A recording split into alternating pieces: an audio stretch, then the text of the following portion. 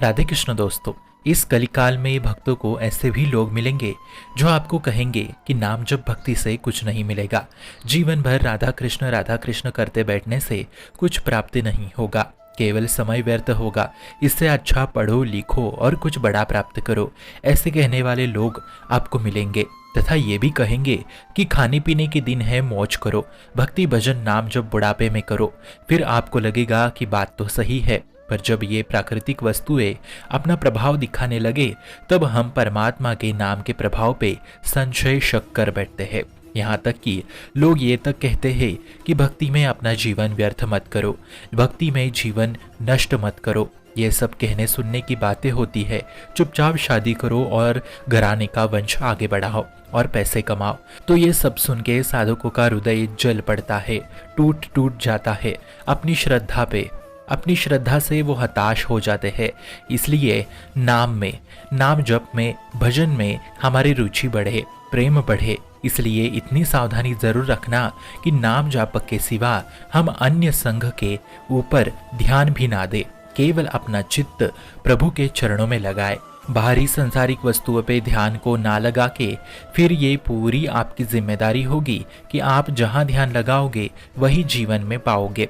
प्रभु पे ध्यान लगाओगे तो सुख पाओगे और अंत में प्रभु को ही पाओगे। संसार में चित्त लगाओगे तो बेशक ही दुख पाओगे और जन्म मृत्यु के चक्र में ही पड़े रहोगे। इसलिए अपना ध्यान प्रभु के अलावा कहीं और लगाने ना दे। हमें अपनी श्रद्धा को बचा के रखना चाहिए।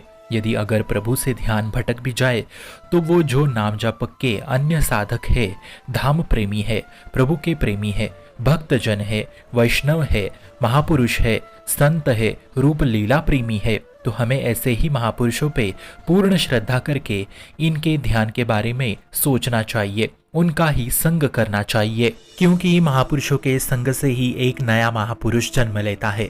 परंतु अगर आप सबके ऊपर श्रद्धा करोगे, सांसारिक लोगों के ऊपर भी और भक्तों के ऊपर भी, तो आप भ्रमित हो जाओगे और ध्येय से दूर होते चले जाओगे। इसलिए केवल और केवल भक्तों का ही संग करें, वरना हम भटक जाएंगे अपने रास्ते से। इसके लिए हमें हमारे ध्येय को देख के केवल और केवल नाम जप में ही रहना चाहिए, एकमात्र नाम में, जिससे हमें प्रभु का धाम, प्रभु की लीला, प्रभु का रूप और स्वयं प्रभु मिल जाए।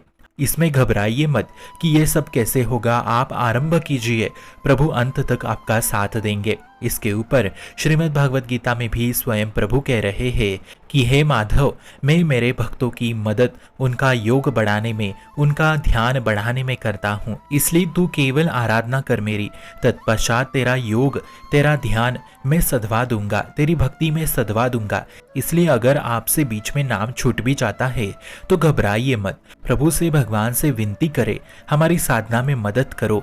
तत्पश्चात आपकी साधना अपने आप सधने लगेगी। बस श्रद्धा और विश्वास पूर्ण रखिए, ठाकुर जी पे भरोसा रखिए, फिर आपके भजन नाम जप में सहायता स्वयं प्रभु करेंगे।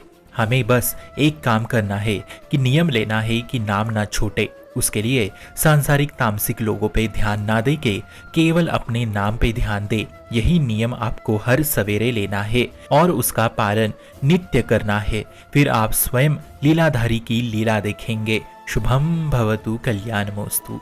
भक्ति का प्रसार करने हेतु इस चैनल को अपने मित्र और परिवार संग शेयर जरूर करें और भक्ति दृढ़ करने हेतु इस चैनल को सब्सक्राइब करना ना भूले। राधे राधे।